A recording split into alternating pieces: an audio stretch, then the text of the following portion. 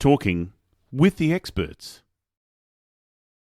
Hello and welcome to Talking with the Experts. My name's Rose Davidson from rosedavidson.com, and Talking with the Experts is about all things business by business owners for business owners, and you can find it on all good podcasting streaming platforms and on YouTube. And today I'm pleased to welcome Tracy Brinkmann. Now, I thought Tracy was a female, but it turns out that he's a he. So, welcome, Tracy, and thank you for joining me.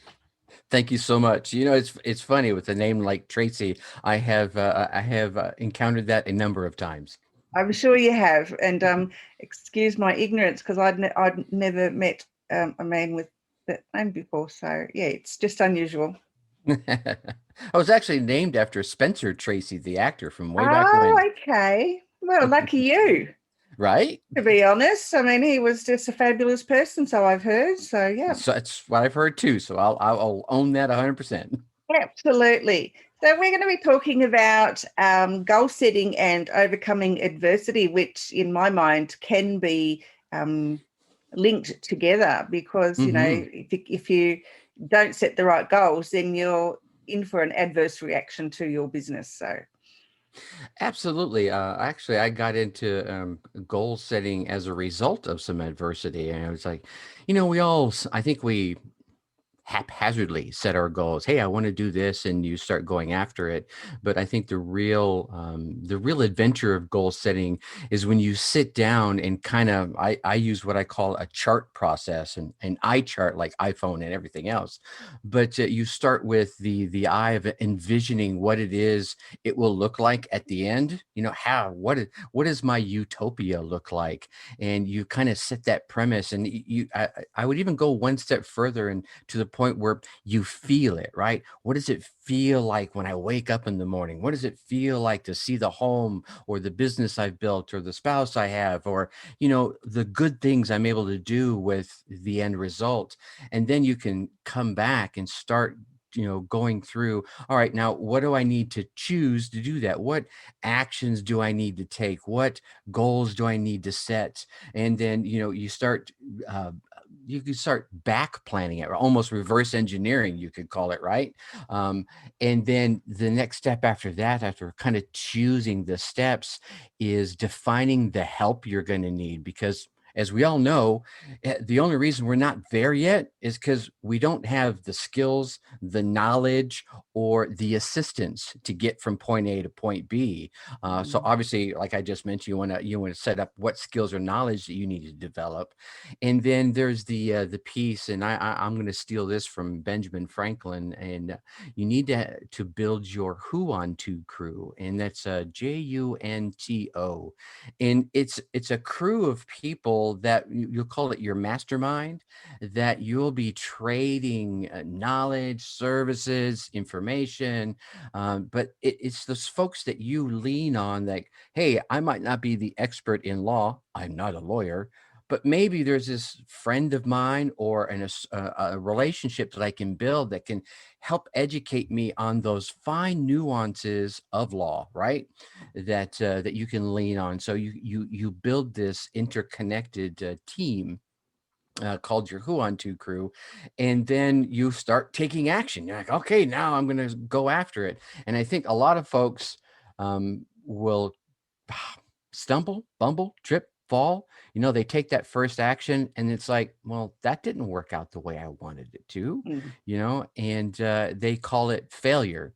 I think we need to reframe that a little bit, and let's call that feedback, right? mm, You take an action, you get a result. The same thing, if you don't take an action, guess what? You get a result then too.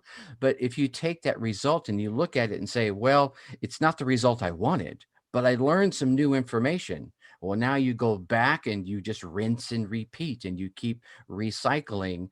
It's like doing a Facebook ad, right? Hey, I'm going to do a Facebook ad. I get the graphic and I put the copy down there, and I choose who I'm going to send it to and how much I'm going to spend on it. and you get a result. Either they clicked on it or they didn't. And if they didn't, well, it's one of a few factors. It's the graphic, it's the copy, or it's the targeting. And until you start dialing those in, you mess with it. You keep going that feedback cycle until you find, oh wow, I found a success. And then you start, building upon that first success. And then that's all the review process. So we've got ICHAR, and the last one is time and tenacity, right? It's going to take time, ladies and gentlemen. There are no overnight successes. I think every overnight success we've ever looked at has been grinding away behind the scenes before anyone knew who they were for years, sometimes decades. And then all of a sudden, bam, right? Everyone knows about them. They're an overnight success. No, I've been doing this for a long time. You just didn't know who I was. Mm.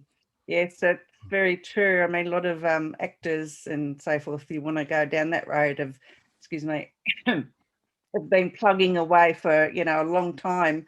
Yeah. And, since they were children, and all of a sudden, they had bit parts, and then all of a sudden they had, a great big movie role, and now they're just an overnight success, and, good on them. But Yeah, it just doesn't happen that way. it was all building those skills. It was all those bit parts, like you said, that built the skills that got them that opportunity for that big breakout movie or whatever it is. Mm. Excuse me, got tickles in my throat.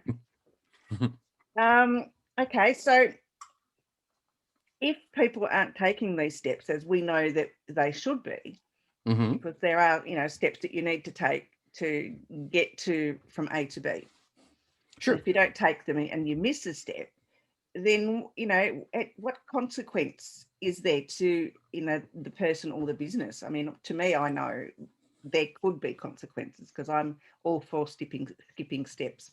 And hence, I end up with a learning outcome rather than an outcome that it doesn't lead me to where I want to be.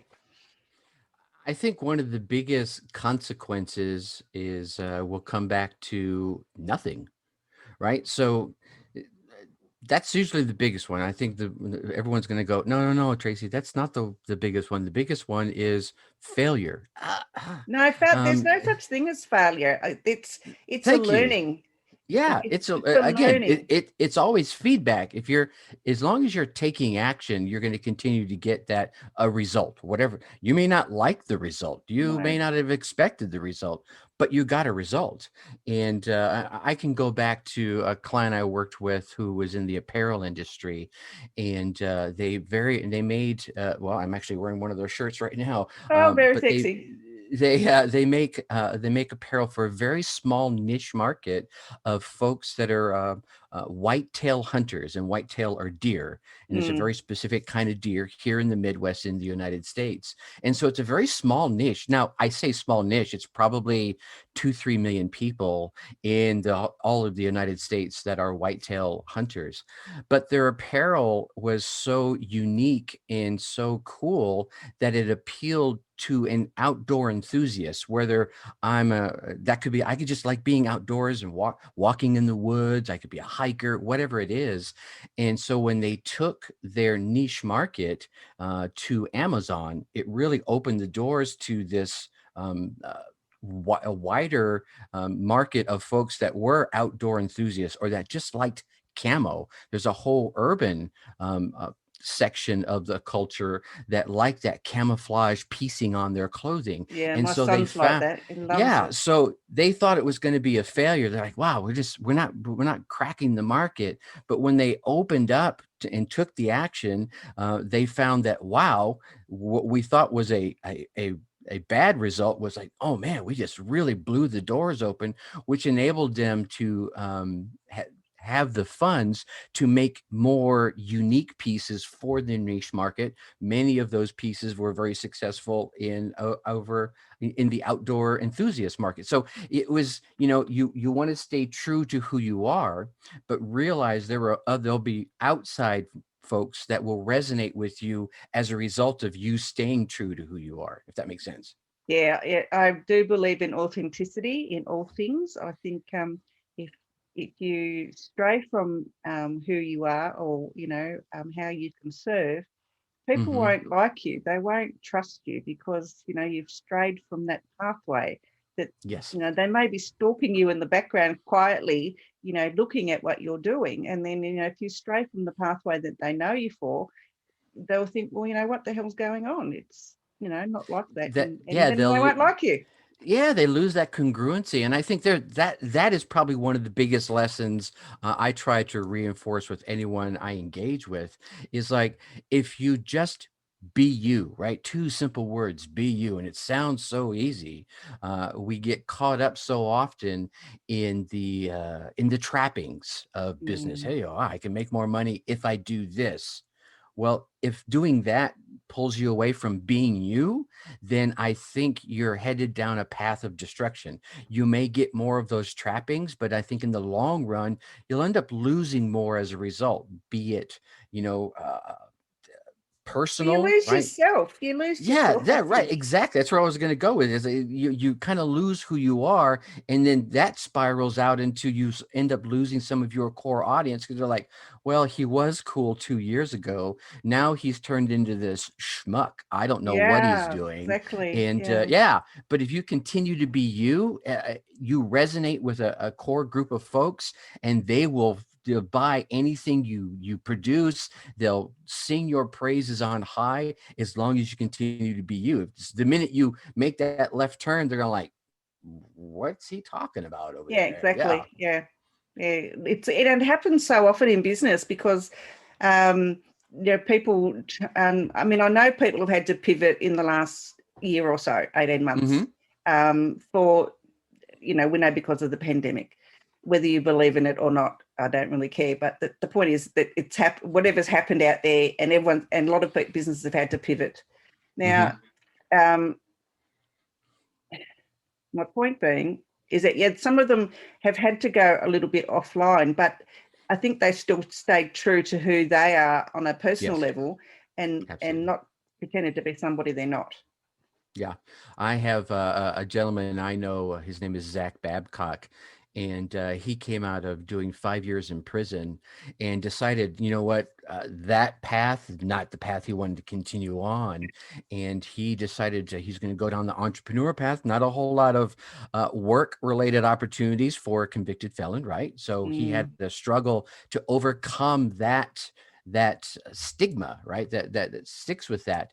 Today, he's running a six-figure business, doing great things for his community and the folks that he works with. And the whole time, he's always been himself. He's always been a very masculine kind of guy. He cusses on his podcast, the whole nine yards. But the thing is, that's authentic. And the mm, people that resonate with that, they come to him. They seek out his advice. He's working with the Gary Vaynerchuk's and the Billie Jean Marketings of the world, all by just being himself and getting his message. Now he has a valuable message. You can't just be yourself and be a jerk. well, That some won't people last. can be, and they seem to Well, do all okay, right that's out of okay. it. You're true. That good point. Good point. It's best not to be a jerk. How about that? Yeah, okay. Yeah, it is best not to be a jerk. Yeah, so I guess with we're sort of straight off the path a bit, but I'm really enjoying the conversation and where it's going. Um, so adversity and goal setting. We were trying to talk and how we could figure out how not setting the goals and how adversity relate. This is before we started. So how can we sort of get them to come together? Um, I think. It's difficult. I know it's a concept that people won't. I mean, I can see there are adverse effects if you don't follow a path or a goal. You don't Mhm. follow the steps. So there's got to be adverse effects for yourself and for your business, because either you're going to die in a hole business wise, or you're going to be so stressed you're going to get so depressed because you're losing business. Yeah, So I think one of the great things that people can learn when it comes to, well, I'm going to use the phrase business planning, but let's take business planning and turn it into goal setting, because generally it's what business planning is. Like, okay, next year I want to reach X millions of dollars and I want to have this many customers and blah, blah, blah, blah, blah, blah.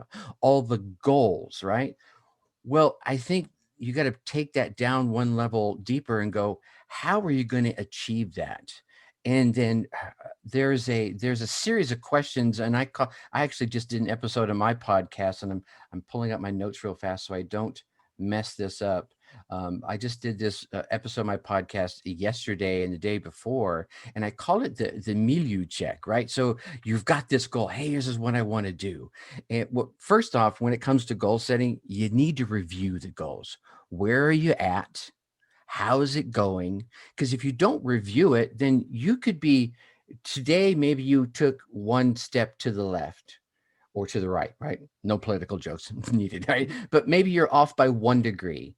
A month from now you're off by 10 degrees. 6 months from now, you're 50 degrees off in a different direction. And because you're not doing those reviews, you don't know it. And that can have some serious adverse effects. But if you do this review, this constant review, and the reviews, I think, really can be very simple. If at the end of a week, and I know I come from a retail background, as I mentioned, in apparel, we on Monday mornings, one of the first things we always did was review how sales went from the previous week. Did they go the way we wanted them to? Yes, no, right, left, up, down, good, bad. And then we would tweak some of our marketing and some of our plans in the current week as a result of that input. So you had this feedback, and then you do a monthly review. Hey, how did things go overall for the month? How are we doing towards our plan and our trajectory? Oh, good, bad, ugly, indifferent. Any new insights that we've gotten. So these reviews can keep you going. So another good thing about the goal setting process is that it sets you up for, okay, here's where we want to go. And then you keep reviewing your trajectory towards that goal. Good, bad. Now, I think one of the things many of folks will miss, and I'm going to come back to the milieu check I mentioned earlier, is maybe it's not the right time to start the goal. And this is where I think some people and businesses really end up falling on their face. They have this amazing goal, but it's not the right time for it, right? And because it's not the right time for it, they set themselves up for failure. And if we look at it from a personal objective, and you can flip this into business, there's like 5 key questions you need to ask yourself. Is this really my goal? So from a business perspective, is this really my business's goal? Or am I trying to accomplish something in my life through my business? That might not be a good plan, right? Or maybe if you take it one step further and you're in a bigger business, is this my department's goal? Is it really the goal of another department and they need to be working on this goal and you're just kind of an ancillary, you're part of that who on to crew I mentioned earlier. And then can you see yourself or your business reaching the goal? And then, when you reach this goal, will everything be in balance, or is there going to be this huge offset? You're like, I can see us reaching this, but to do that, we're going to have to give up our integrity, or we're going to have to give up our quality. Oh God, let's not do that. Right. And then the last 2 questions are, is this goal in aligned with all the other things that we're trying to accomplish as a person, as a family, as a business? And then the last one, and each one of these I think are important, but I think this last one really resonates, is will the work that you need to do for this goal be morally right and fair for everyone involved? And if you answer, this is like, I got this idea. I was watching like Apollo 13, right? And there's the big scene, right? When they're getting ready, the rockets get ready to take off, right? And Capcom, the flight director, he puts on his vest and he just goes around to each one of the people in their stations, watching all the indicators. He's like, flight, go, no go, medical, go, no go, right? And it's not, well, yeah, everything looks okay, but no, it's go or no go. It's yes or no. So if you go through each one of those 5 questions, and even one of them is a no-go, then you might want to reconsider tabling the goal for another time. I'm not saying you need to burn it and never do it. I'm just saying, hey, it right now, because you're saying, hey, this thing is not morally right and fair for everyone involved. maybe today is not the day you need to start that goal. Mm, Let's relook at it next month, next quarter, next year. And I think that really it becomes a huge lesson for many folks and many businesses out there is they take on that goal that maybe either a wasn't theirs, it wasn't the right time, it wasn't fair for everyone involved, or any one of those other questions. It wasn't aligned with some other goals and ends up, you fail at two goals as a result of that. Does that make yeah, sense? yep, absolutely. Yep, you've explained it really well. Thank you. Thank you. I appreciate that. So tell me a little bit about your podcast, Tracy. I'm the host of the Dark Horse Entrepreneur podcast. And for me, a dark horse is someone that they know inside that they can succeed and they can reach their goals and they can run a good business. But everyone around them is like, "Are you sure you want to try that? You might fail, right?" And sometimes they're saying it because they love them. They don't want them to go through the pain of failure. But I think some time or another, we've all felt like a dark horse. So that kind of resonated with me. But really, we get on just like you, and we bring on some folks that are way ahead of me in their smarts or their business adventure, and we glean some of their insights, and then I share in some shorter solo episodes some of my little gems of wisdom and try to build on what I've learned, and we just we try to have a good time in the process. Absolutely wonderful. That's great. And have you written anything, or do you have a website or any big? I do. It's darkhorseschooling.com.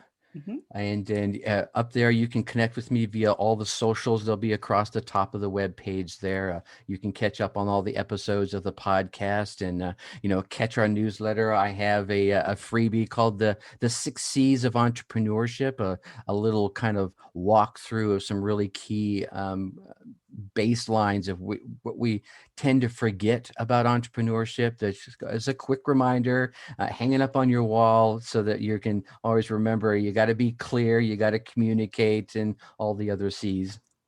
Wonderful. All right. Well, I'll make sure that I put those in the notes, and Appreciate people that. can go there, and that will be great. All right. Any last words of wisdom, Tracy? Just be you and enjoy the ride. And I think if you can be you and overcome the fear, when I say overcome the fear, I think the best way to overcome your fears of adversity or goal setting or business or anything is every day just to lean just a little bit outside your comfort zone, and then come back in, feel good, and then lean a little bit more the next day. You'll find that you'll be able to lean further and further as time goes along. Yeah, this is what this podcast was for me when I started it last year. It was like totally right out of my comfort zone. But Nice. yeah, I'm really enjoying it. So I'm glad I started it. So, Absolutely. all right, Tracy, thank you so much for joining me. And hopefully we can talk again later in the year. I'm sure we can. Thanks so much for your time, Rose. Thank you.